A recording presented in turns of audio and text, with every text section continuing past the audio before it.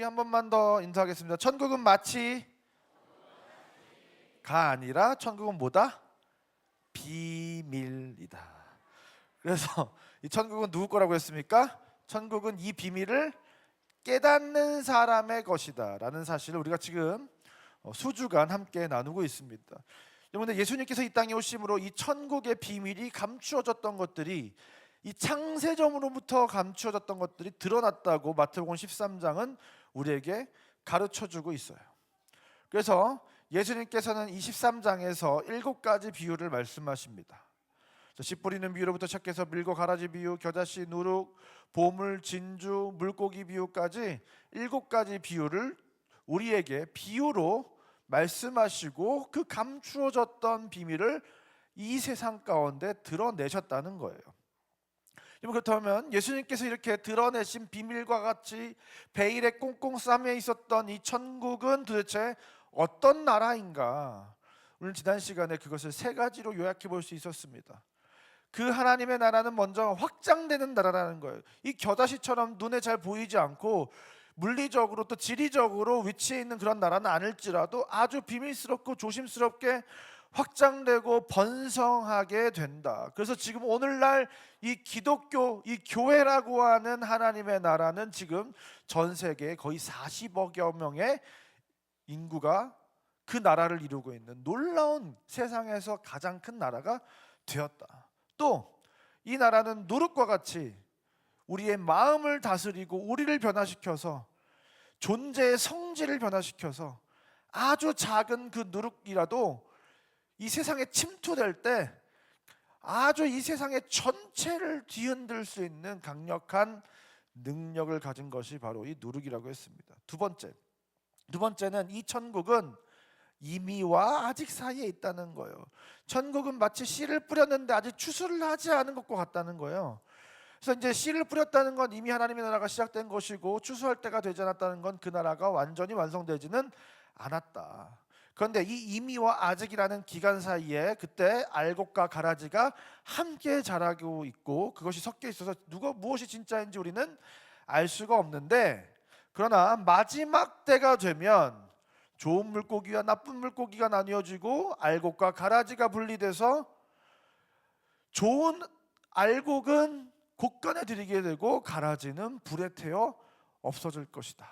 당신은 알곡이 되기 원하는가 가라지가 되기 원하는가, 이것을 선택하라라는 것이 바로 이 천국 비유의 내용이었다는 거예요.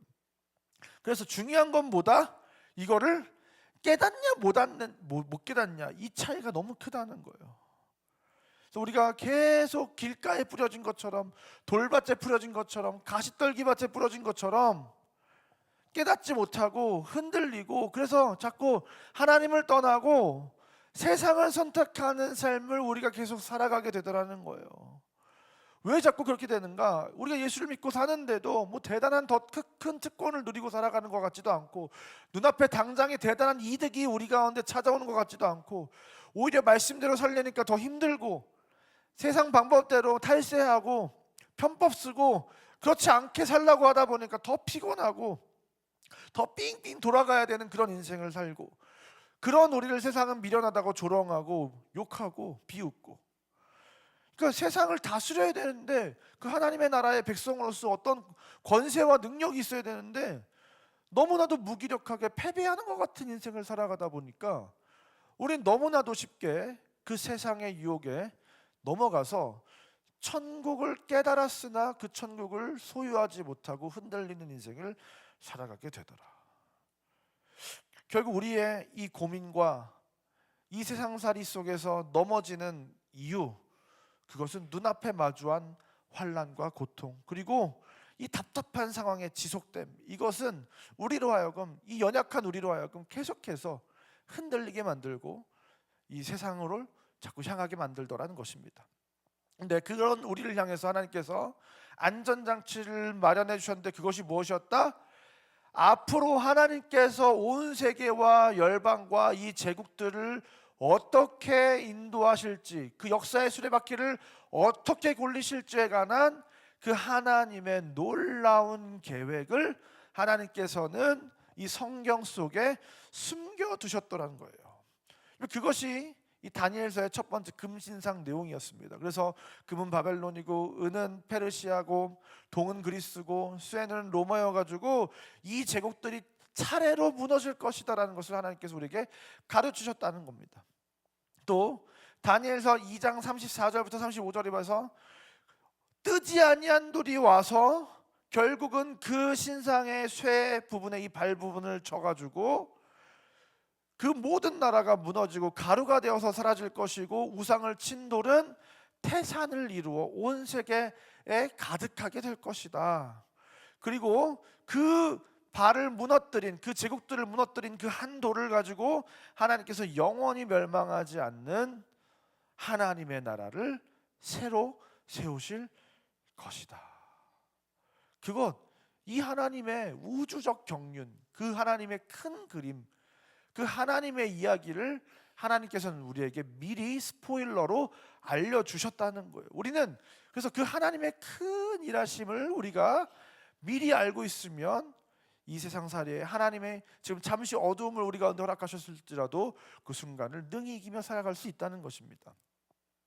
여러분, 그렇게 하나님께서 이 한 돌을 통해서 그 제국의 쇠 부분, 발 부분을 쳐서 무너뜨리시고 하나님의 나라를 세우시는데, 여기서 재밌는 부분은 무엇이냐? 왜 이 발이 쇠와 진흙으로 돼 있었냐는 거예요. 그냥 쇠는 로마인데 왜 그 발이 반은 쇠요 반은 진흙으로 돼 있다라고 표현을 했냐는 것입니다.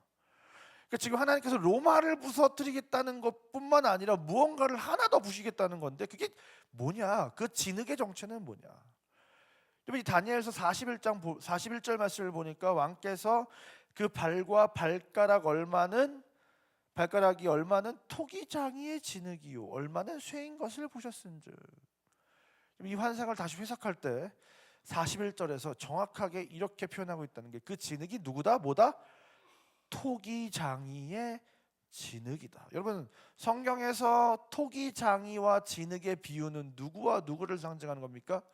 주는 토기장이 나는 진흙 날 빚으소서 기도. 이 찬양 아세요? 한 5명 정도 알고 계시고요. 하나님이 토기장이시고 하나님이 빚으시는 하나님의 백성들을 진흙이라고 표현을 하잖아요. 그러니까 여기서 등장하는 토기장이는 하나님이시고 진흙은 바로 이스라엘을 상징하는 겁니다. 그래서 결국 이 로마를 치시면서 하나님께서 이제 완전히 무언가를 또 무너뜨리시는데, 누구를 무너뜨리시겠다는 거예요? 지금까지 선민 이스라엘이었던 구약의 이스라엘을 완전히 무너뜨리신다는 겁니다. 그래서 이제 이 역사상에 하나님이 이스라엘이라는 나라 자체를 완전히 없어지게 하시고, 실제로 그 이스라엘은 수천 년 동안 한 2000년 가까이 정말로 나라 없는 민족으로 떠돌고 있다는 거예요. 지금 겨우 얼마 전에, 몇십 년 전에 지금 이따 이스라엘에 우리는 거기를 회복할 거야 하는 어리석은 생각으로 거기에 터전을 잡고 앉아 있다는 겁니다. 다시 성전을 세울 거야. 여러분, 근데 중요한 것은 무엇이냐? 오늘 그건 그 얘기를 할 얘기는 아니고, 그래서 이제 하나님께서 새롭게 세우시는 그 나라의 정체성은 무엇이냐? 그 정체는 무엇이냐? 이 땅에서 하나님의 통치를 받고 살아가는 온 세계에 가득한 교회와 성도들이 이제 그 하나님의 나라라는 사실을 성경은 예언하고 있고, 그 예언은 성취되었고, 지금 오늘날의 교회와 성도들이 그 하나님의 나라로 살아가고 있다. 그렇다면 이제 그 물리적이고 지리적인 그 선민 이스라엘 나라를 대체하는 새로운 하나님의 나라, 그 나라는 어떤 나라인가? 우리는 그것을 알기 위해서 다시 다니엘서로 잠시 돌아갔다 오도록 하겠습니다. 그럼 다니엘서 7장을 보면, 2장에서는 금심상의 꿈이 있었다면 7장에는 다니엘이 또다시 꾸는 꿈이 있는데, 그 꿈은 바로 내 짐승의 꿈입니다. 다니엘이 잠을 자고 있는데 꿈속에서 환상을 봤습니다. 7장 3절 말씀 다 같이 읽겠습니다. 시작.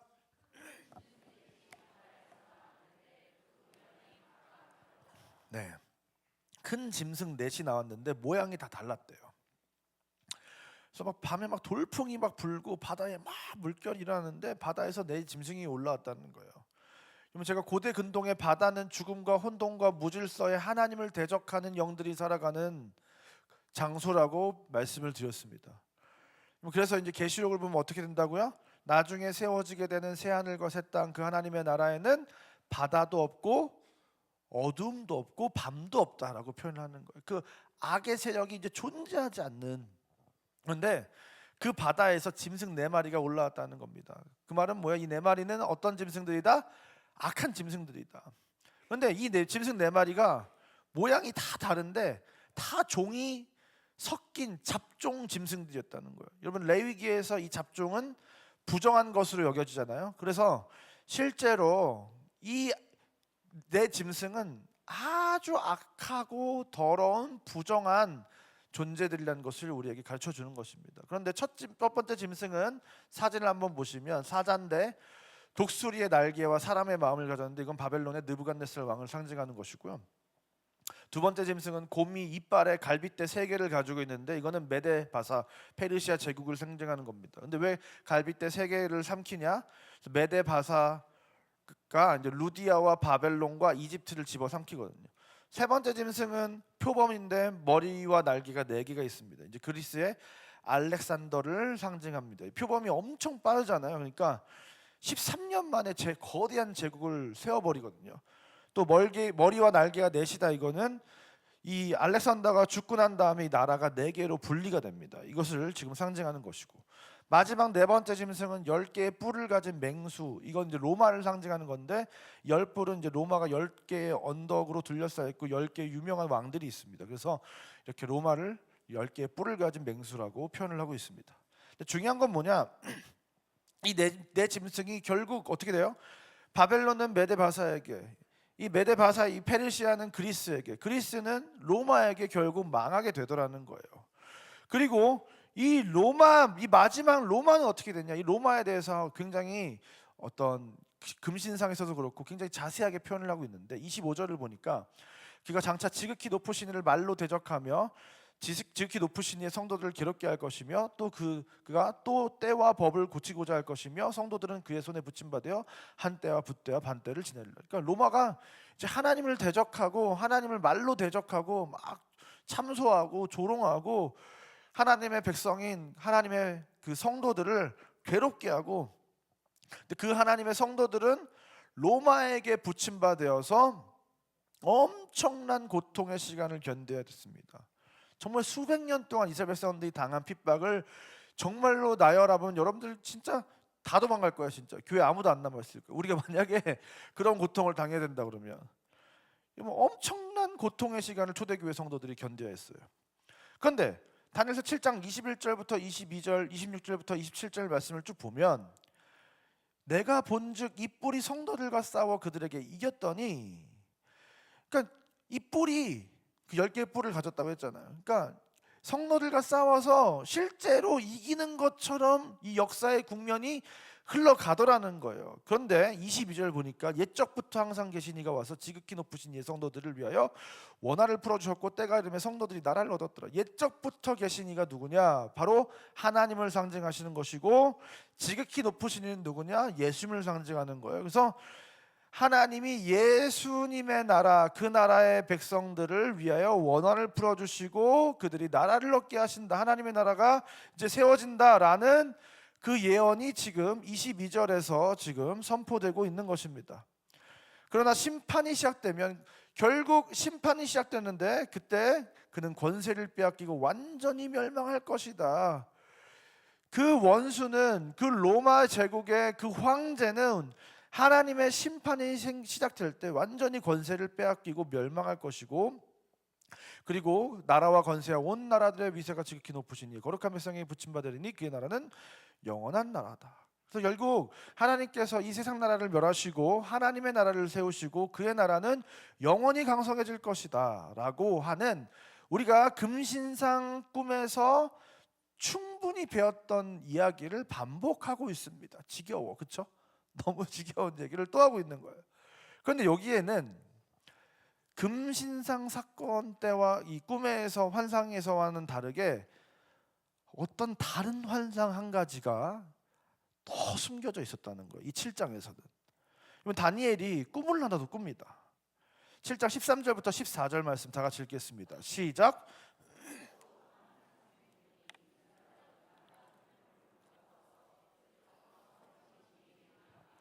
그 앞으로 인도됨에 나라를 주고 모든 백성과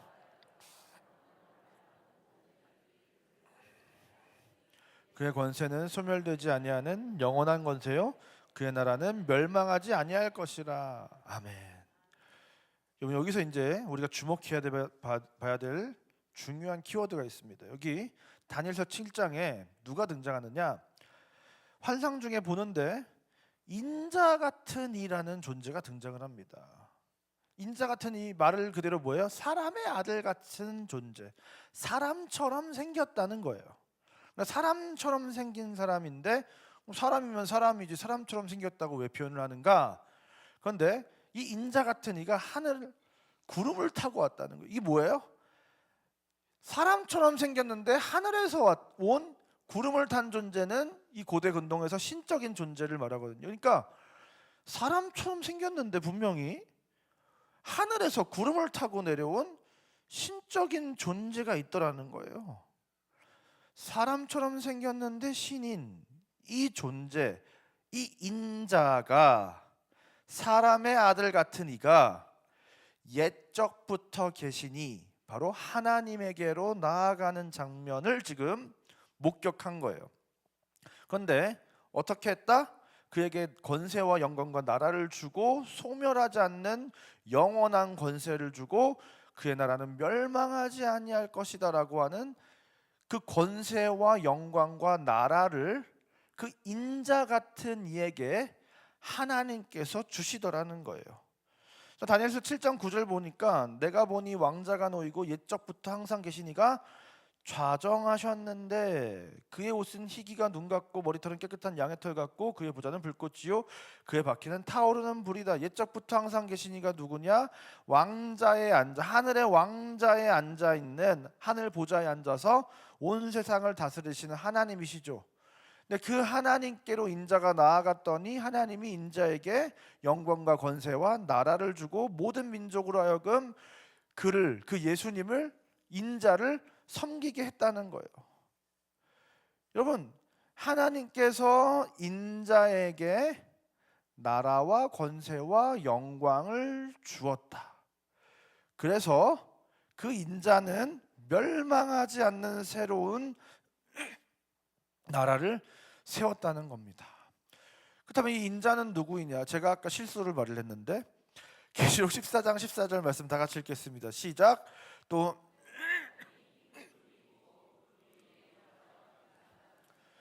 그 머리에는 금면류관이 있고 그 손에는 예리한 낫을 가졌더라.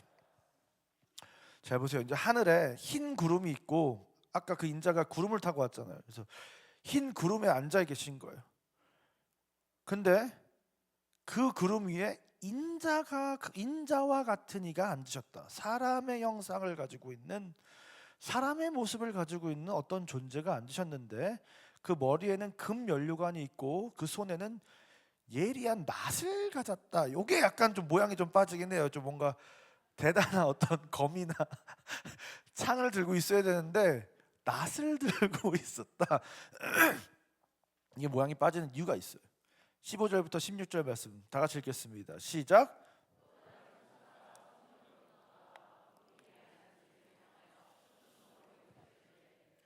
낫을 비들러 거두소서.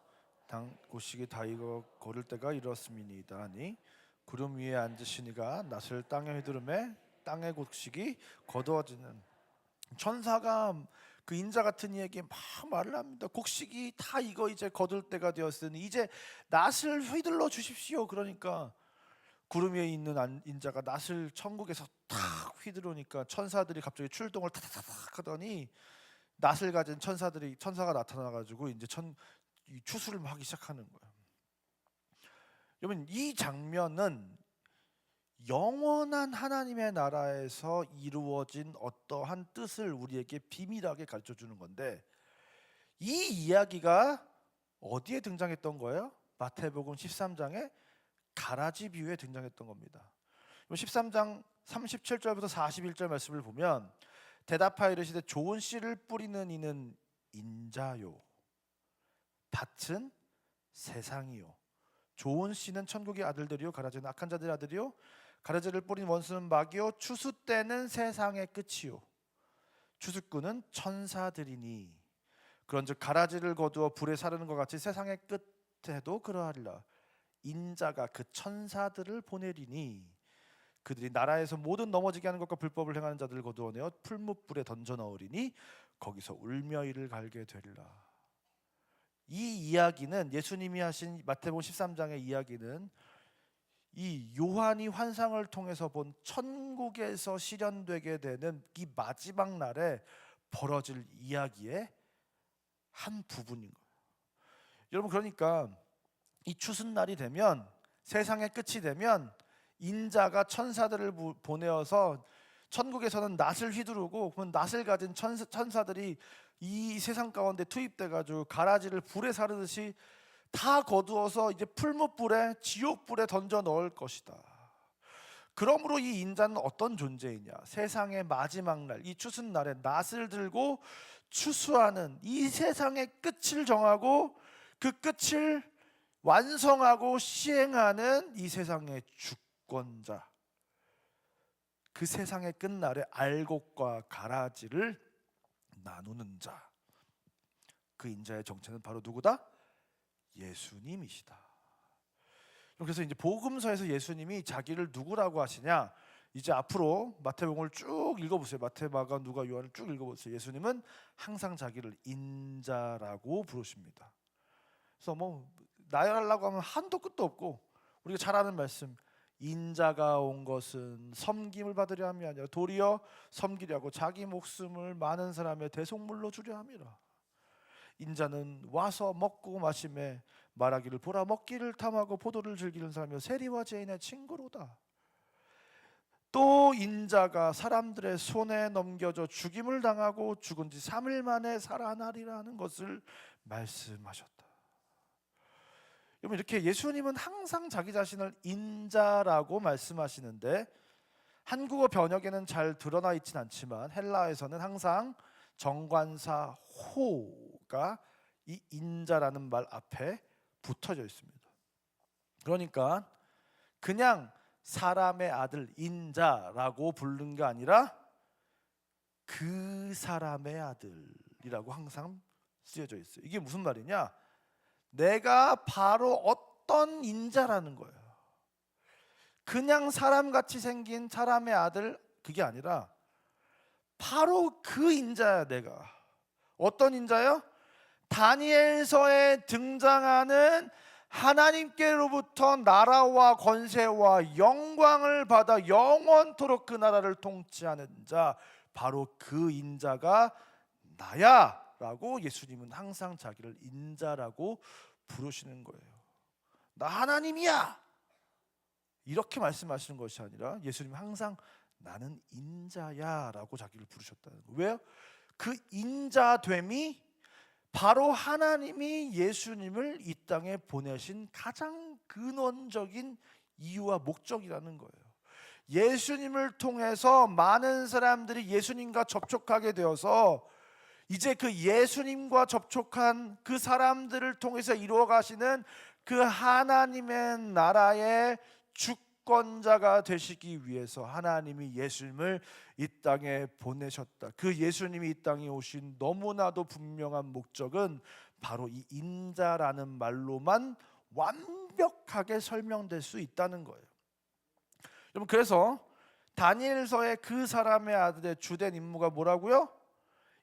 7장 13절 인자 같은 이가 구름을 타고 와서 옛적부터 계신 이에게 가면 그에게 권세와 영광과 나라를 주고 그 권세와 영광과 나라를 받아서 절대로 멸망하지 않는 그 나라를 다스리는 놀라운 역사를 이제 이 예수님을 통해서 그 하나님의 놀라운 나라가 시작된다.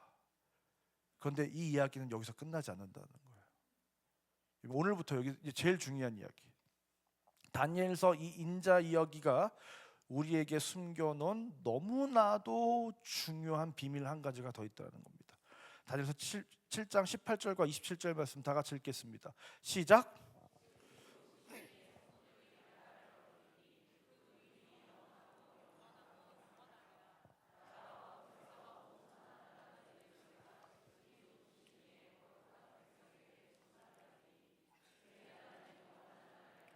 모든 권세 있는 자들이 다 그를 섬기며 복종하리라.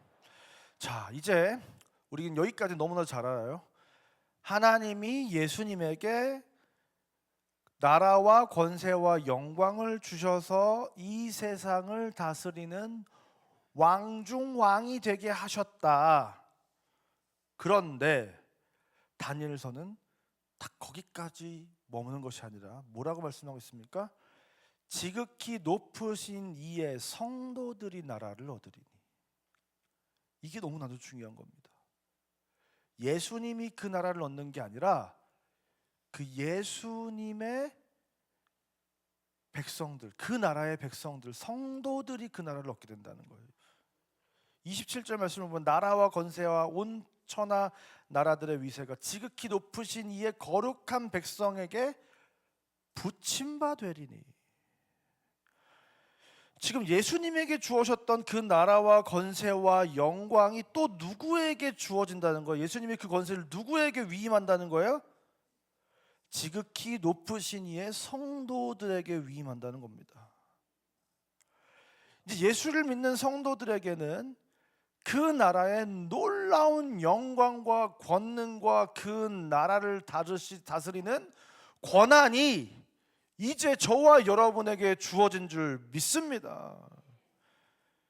예수님이 받은 그 나라와 권세와 영광이 이제 그 예수님의 나라에 속한 백성들에게 동일하게 주어진다. 이것이 지금 다니엘서와 이 신약 성경이 우리에게 너무나도 분명하게 알려주는 하나님의 큰 그림이라는 거예요. 여러분, 이게 교회와 성도들이 이 세상에서 실패하며 살아가는 가장 큰 이유와 원인이 됩니다. 우리는 우리의 존재 가치를 너무나도 보잘것없는 존재로 인식하고 살아간다는 거예요. 하나님이 지금 우리를 어떤 존재로 어떤 기능을 하도록 이 땅에 존재하게 했는가, 그것이 성경에서 계속해서 분명하게 우리에게 가르쳐주고 있는 엄청난 존재와 신분과 영광과 권능을 가졌을 뿐만 아니라 그 나라를 우리에게 맡기셨는데, 우리는 그러한 존재로 우리를 인식하는 것이 아니라 그냥 우리가 이럴 때는 자기 인식이 너무 잘 돼서 아주 객관적으로 나를 바라보고 나는 보잘것없는 존재야 라고 생각하고 살아가더라는 거예요. 특별히 우리 대한민국 사회가 정말 큰 문제인데요, 우리 너무나도 그 유교적인 이게 너무 강해가지고 이 과도한 겸손병에 걸려가지고 겸손이라고 하는 그 단어에 포장돼가지고 너무나도 우리 존재를 분명히 인식하지 못하는 일그러진 존재 인식이 하나님이 실제로 우리를 어떻게 바라보시고 우리에게 어떤 존재가 되라고 하시고 어떤 임무를 주셨는가에 대한 그 존재 가치와 부르심이 우리가 우리를 제대로 인식하지 못함으로 말미암아 그 하나님이 원하시는 만큼 우리가 살도록 기능하지 못하게 되고 우리의 존재와 부르심이 발동되지 않도록 자꾸 우리가 스스로를 폄하한다는 거예요. 여러분, 그러니까 막 성경을 읽다 보면 저도 너무 깜짝 놀랐던 거예요. 어린 날에 아니, 예수님께서 천국에 가시면서 우리한테 너희가 나보다 큰 일을 하겠다고 무슨 말도 안 되는 소리를 하시나. 아니, 예수님보다 우리가 어떻게 큰 일을 해요? 예수님이 크시고 예수님이 대단하신데 어떻게 우리가 이보다 큰 일을 하리니? 아닙니다 주님, 막 이러고. 아니, 예수님이 하신 말씀이잖아요. 그러면 그렇게 할 수 있다는 거예요, 없다는 거예요? 있다는 거잖아요. 하나님은 이제 우리가 하나님의 자녀들이고 우리가 예수님의 형제고 예수님의 친구다. 주님, 어찌 우리가 하나님의 자녀라 말할 수 있고 친구가 될 수 있고 하나님의 동역자가 될 수 있고 예수님의 형제라고 부를 수 있습니까? 우리는 우리 입으로 그런 말씀을 하나님께 드릴 수가 없습니다. 아니, 그렇다고 하면 그냥 그렇다고 하면 되는데 그냥 그거를 있는 그대로 하나님이 말씀하시는 대로 안 받아들여지는 거예요. 우리는 그 과대 겸손증이 우리가 안 돼 있다. 우리가 하나님을 닮았다는데, 하나님의 형상을 닮았다는데, 아닙니다. 우리 하나님의 형상을 그 발 뒤꿈치도 못 따라가는 미물과 같은 존재입니다. 막 하나님이 우리한테 형상을 심어놨다 그러면 심어놓은 거예요. 너희는 왕 같은 제사장이다. 무슨 말씀? 왕은 하나님 한 분이시고 제사장은 오직 목사님이신 줄 믿습니다. 저는 아닙니다. 그러니까 하나님이 막 100번 1000번을 말하는데 이게 안 되는 거예요. 이게 저희 원래 교회가 이제 고려 교단, 고신에서 더 보수적으로 나와서 만든 고려 교단의 우리 뿌리를 가지고 있잖아요, 이 삼국교회가. 근데 이 고려 교단에서는 중보기도라는 말을 쓰면 안 된다고 가르쳤어요. 왜냐? 중보자는 오직 예수님 한 분이신데 우리가 어떻게 중보라는 말을 쓸 수 있습니까? 막 이러면서 하나님 막 미치는 거죠, 막. 아니, 예수님이 중보자라고 하는 건 예수님이 하늘과 땅을 연결하고 하나님과 세상을 연결하는 하늘의 대제사장이라는 뜻인데, 그래서 이 제사장이라는 말은 폰티펙스, 다리를 놓는 사람들이라는 말인데 하늘과 땅을 잇는 중보자라는 건데, 이제 너희가 제사장이다라고 하면 뭐인 거예요? 이제 우리가 예수님을 대신해서 하늘과 땅을 연결하고 이 땅에서 예수님의 역할을 하면서 이 세상 사람들을 하나님께로 인도하는 중보자적 역할을 하라고 우리에게 왕같은 제사장이라고 얘기하는데, 아닙니다. 우리는 중보자가 아닙니다. 그러면 중보가 돼야 안 돼요. 우리가 중보자라고 안 하니까. 하나님은 우리가 중보자가 되라고, 하나님께로 인도하는 자가 되라고 그 다리를 놓으라고 불렀는데 저는 아닙니다 이러고. 그러니까 하나님이 미치는 거예요. 그러니까 그걸 위해 너희를 이 땅에 남겨두었고 너희는 그렇게 살아가야지 너희가 이 땅에 존재하는 이유와 목적이 실현되는 거야 라고 하나님은 성경을 통해서 끊임없이 우리에게 말씀하고 계신데, 우리는 끝까지 우리는 그런 존재가 될 수 없습니다 라고 하면서 그 부르심을 외면한 채 살아가더라는 거예요. 여러분, 왜 우리가 이 세상에서 하나님의 큰 일에 동참하지 못하고 여전히 이 세상 가운데서 무기력하고 패배하면서 살아가는가? 이것을 스탠리 하워스가 그리스도가 만드신 차이라는 책에서 이렇게 이야기를 합니다. 이 세상 속에서 그리스도인들이 무기력하게 살아가는 이것을 우리가 극복하려면 세 가지 키워드가 필요한데 오늘은 한 가지만 살펴보겠습니다. 첫 번째, 이야기라는 키워드가 중요하다고 얘기하는 거예요. 우리가 지금 이제 하나님의 이야기 속으로 들어가야 된다는 거예요. 근데 우리는 어떤 이야기 속에 계속 머물러 있냐? 세상 사람들이 말하는 그 세상 이야기 속에 머물고 있다는 거예요. 얼마를 벌어야 되고, 어느 정도의 수준에 내가 도달해야 되고, 어떻게 투자를 해야 되고, 자녀 교육은 어떻게 시켜야 되고, 그냥 세상에 가득한 그 이야기, 그 속에 머물고 있다는 거예요, 우리가.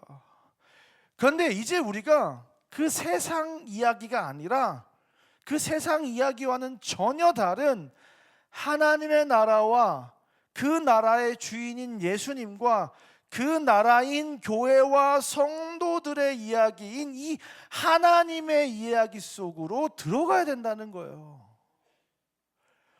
이 무대랑 이 무대는 전혀 다른 무대라는 거예요.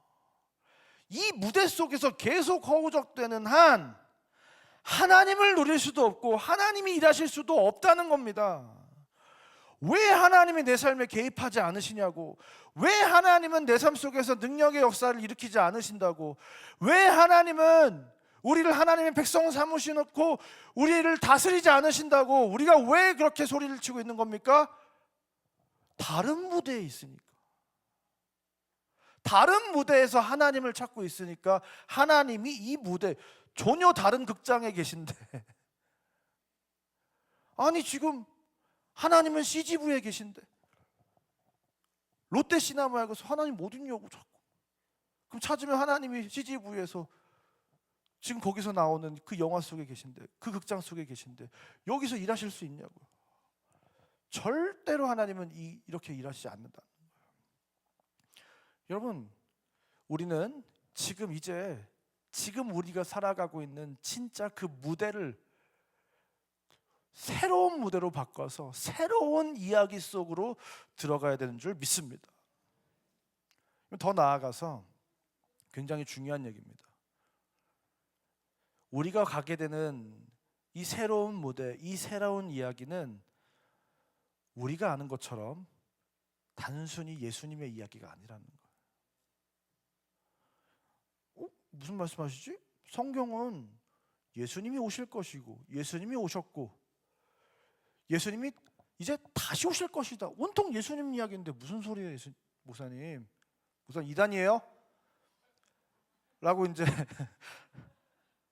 아니, 이거를 지금 우리가 이해하지 못하면 예수님이 못 오신다니까요. 이 예수님 이야기에는 오실 예수님 다음에 오신 예수님과 이 다시 오실 예수님, 이 사이에 챕터가 하나 더 있다는 거예요. 막이 하나 더 있다는 겁니다. 예수님이 나라와 권세를 받는 이야기 다음에 이야기가 있다는 거예요. 예수님이 우리에게 자기가 가진 나라와 권세를 나누어 주심으로 다시 시작되는 새로운 막이 있다는 거예요. 이제 예수님으로 가득한 그 이야기 속에 한 챕터가 있는데, 그 챕터의 주인공은 누구다? 예수님이 아니라 저와 여러분이다. 예수님이 그 나라와 권세와 영광을 우리에게 위임해 주셨다. 이거를 인식하지 못하는 한 예수님이 돌아오실 수가 없어요. 이 장에서는 나라와 권세와 영광을 우리에게 줬기 때문에 우리가 해결해야 이야기가 끝나요. 물론 하나님이 주권자가 되시고 온 우주를 다스리시면서 우리에게 힘을 주시고 도움을 주고 능력을 주시고, 우리는 이제 그 하나님의 나라의 일부가 돼서 이 땅에서 하늘과 연결돼서 그 여호와의 회의에 참여하고 그 하늘의 뜻이 이 땅에서 이루어지게 하는 이 땅의 주권자가 된 것이죠. 물론 근데 하나님이 반드시 이 챕터에서는 너네를 통해서 일할 거야 라고 이미 선언을 하셨고, 그 챕터가 끝나려면 결국 우리가 그러한 존재로 이 땅에서 살아내서 결국 하나님께서 원하시는 그 결과값이 나올 때까지 이 세상은 끝이 나지 않는다. 다시 말해 쉽게 얘기해서 부모님이 갑자기 돌아가셔가지고 졸지에 가업을 물려받게 됐는데, 그 졸지에 가업을 물려받게 된 한 소녀의 성장통을 그린 이야기. 그래서 이제 그 자충우돌하는 그 작은 소녀, 그 소년의 이야기가 펼쳐지게 된다. 이게 지금 하나님이 우리를 자녀라고 부르실 때, 너 이제 자녀야, 너는 나의 백성이야, 그래서 이제 너희에게도 나라와 권세와 영광을 줄게, 이제 너희가 그 나라를 세워보는 거야 라고 하나님께서 우리가 엉망이고 사실 뭐 대단하게 할 수 없지만 계속 도와주면서, 아니 나 그림을 그려봐. 말도 안 되는 그림을 막 그려요. 무슨 모아이족 석상같이 아빠를 그려도 근데 그런 그림을 계속해서 아린이에게 그려보라고 하는 것처럼 하나님은 자녀된 우리를 그렇게 기회를 주시고 우리를 통해서 그 일을 이루어 가시겠다고 작정하셨고 우리를 도우셔서 그 일을 완성해 가실 줄 믿습니다. 여러분, 그래서 이제 우리는 어떤 자가 되어야 되냐? 성경을 믿는 자가 되어야 되는 것이 아니라 성경을 믿는 자를 넘어서, 이 성경 이야기를 믿는 자를 넘어서 그 성경 이야기의 주인공이 되어서 그 이야기 속으로 들어가야 되는 존재들인 줄 믿습니다. 거기서부터 이제 하나님의 역사가 시작되는 거예요. 사랑하는 상국의 성도 여러분, 오늘 이 시간 우리가 지금까지 머물러 있었던, 우리의 삶의 이야기가 펼쳐지고 있었던 그 무대가 완전히 뒤바뀌는 그 하나님의 강권적인 은혜가 저와 여러분의 인생 가운데 오늘 펼쳐지기를 주님의 이름으로 축원드립니다. 또한 그 무대에서 조연으로 단역으로 그냥 내 가치와 역할을 그냥 한정하면서 살아오고 있었다면, 이제 우리가 그 하나님의 놀라운 이야기가 펼쳐지는 그 장에서, 그 하나님의 새로운 이야기의 역사가, 그 놀라운 이야기가 시작되는 그 순간에 내가 그 챕터의 주인공이라는 사실을 인식하고 그 이야기를 내가 끌고 가고 창조하고 완성해내는 놀라운 그 하나님의 기대에 부합하는, 그 하나님의 역할 설정에 기능하는 그 나라와 권세와 영광을 예수님께로부터 위임받아 이 땅을 치유하고 회복하고 다스리며 이 세상의 모든 사람들을 하나님께로 인도하는 이 세상의 영웅들로 살아가는 저와 여러분의 인생 되시기를 주님의 이름으로 축원드립니다.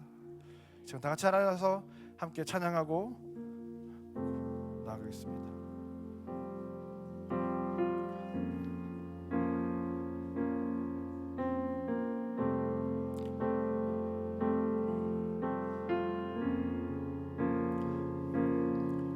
주님 당하신 어린 양, 모든 족속과 방언 백성과 나라 가운데서 우리를 피로 사서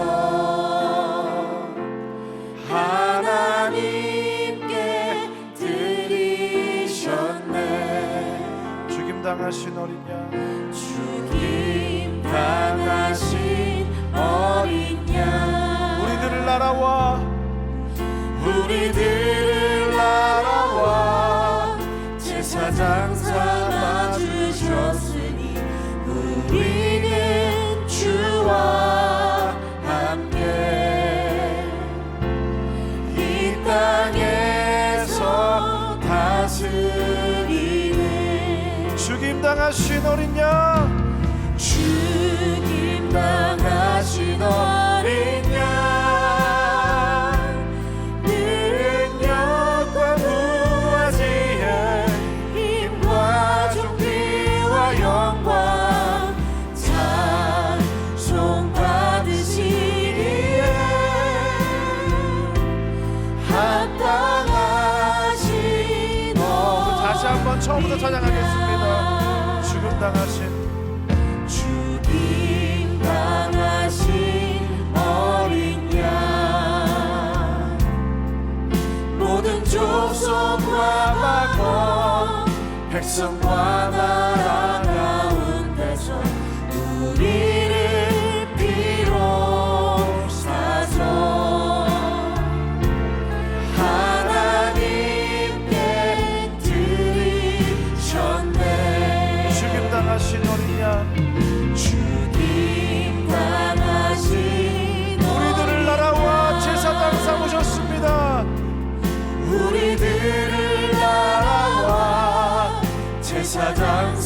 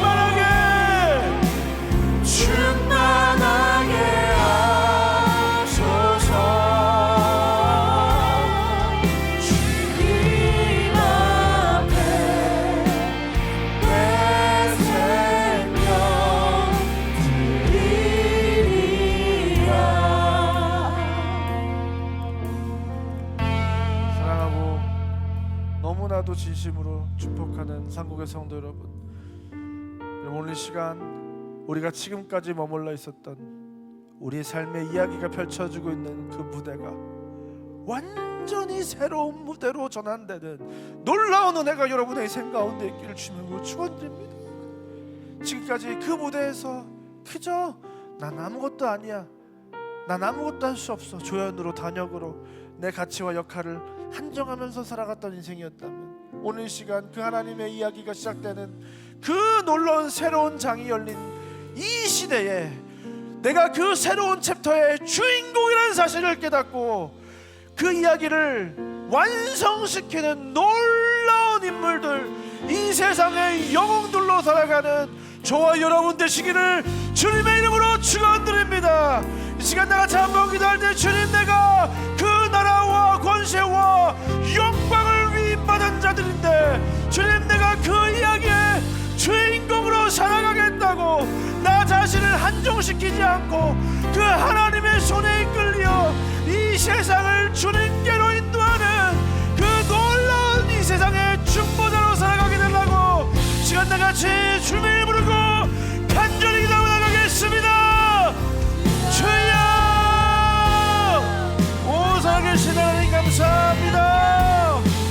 주님, 오늘 너무나도 사랑하셔서 이곳에 우리를 부르시고 우리의 한 존재가 얼마나 놀라운 존재인지, 얼마나 그 하나님이 우리를 귀하게 여기시고 우리를 그 하나님의 자녀 삼으신 하나님께서 그리고 그 예수님처럼 이 세상에서 이 세상과 하나님을 연결하고 이 세상의 길로 한가로 어두운 데에 어머니 자들을 향하여 달려가 그들의 빛 가운데로 인도하는 그 놀라운 은혜를 보셨다는 사실을 우리가 기억하게 하여 주시옵소서.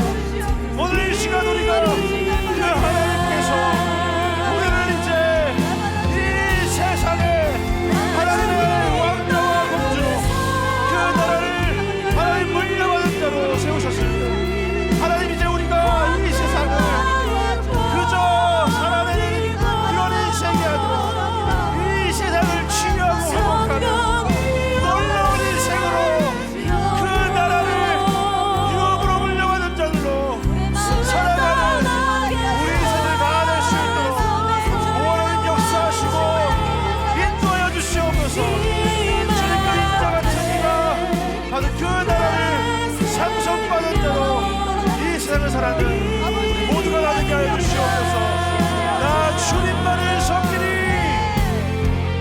나 주님만을 섬기리. 헛된 마음 버리고 성령이여 내 영혼, 성령이여 내 영혼 충만하게 하소서.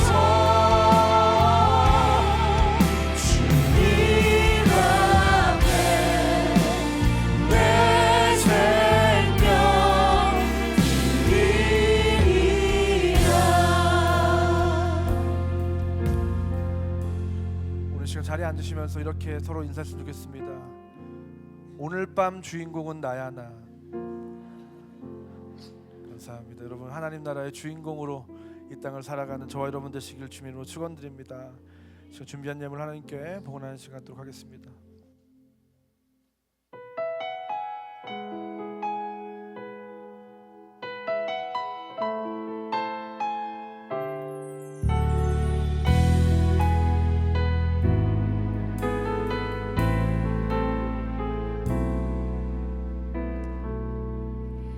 주님, 제 마음이 너무 둔해서 주님을 볼 수 없습니다.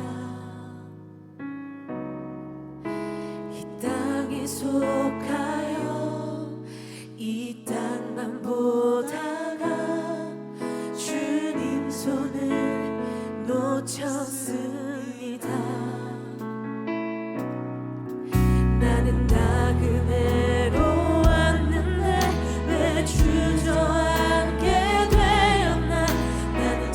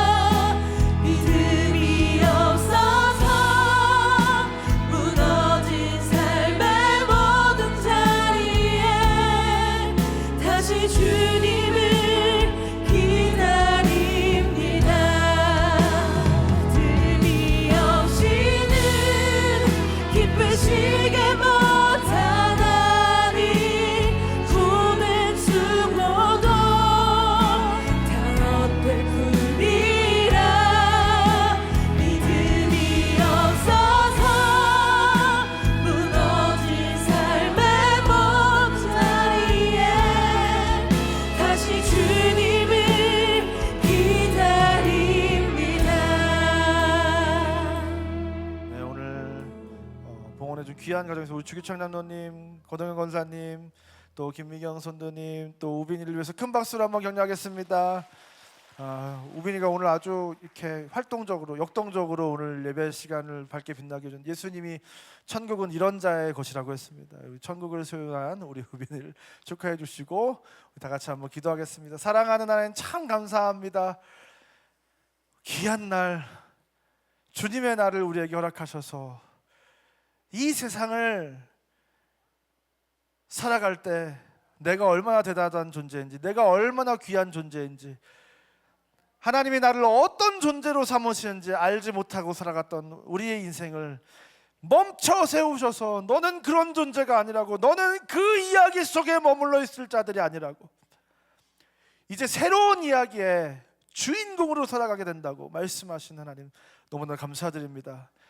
세상이 말하고 있는 이 세상의 그 헛된 신화와 같은 이야기에 우리가 머물러 있지 않게 하시고, 이제 하나님이 그리시는 새로운 역사의 새 국면에 하나님, 이제 우리가 나라와 권세와 영광을 예수님부터 물려받아 이 땅에서 예수님과 함께 영원토록 다스리는 그 주권자로, 그 하나님의 나라와 세상 나라를 연결하는 제사장으로, 그렇게 왕같은 제사장으로 이 세상에서 우리의 그 존재 목적에 부합하는 놀라운 인생을 살아감으로 말미암아 결국 예수님이 다시 오실 그날을 하나님 앞당기는 우리 인생들 다 될 수 있도록 하나님께서 우리를 그 놀라운 존재로 살아갈 수 있도록 하나님 우리의 생각을, 우리의 마음을, 우리의 삶을 변화시켜 주시옵소서.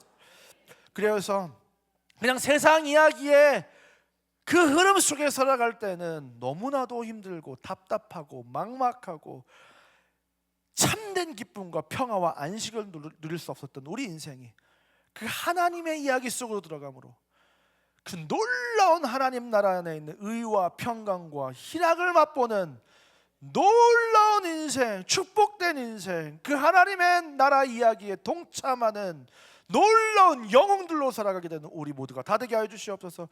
귀한 예물 드린 가정이 있습니다. 이 가정 기억하여 주시고, 이 가정이 그 하나님의 나라의 주인공이 되고 영웅들이 되고 그 하나님의 손에 붙들린 위대한 하나님의 사람들 다 될 수 있도록 인도하여 주시옵소서. 천국을 소유한 놀라운 하나님의 사람들 다 될 수 있도록 인도하여 주시옵소서. 이제는 우리 구주 예수 그리스도의 은혜와 하나님의 사랑과 성령 하나님의 감화, 감동, 위로교통 충만한 역사가 오늘 이 시간 그 천국의 이야기 속으로 들어가 그 천국 이야기의 주인공이 되기로 결단하고 돌아가는 이 자리에 모인 모든 주의 자녀들 머리 위에 이제부터 영원까지 함께 있을지어다.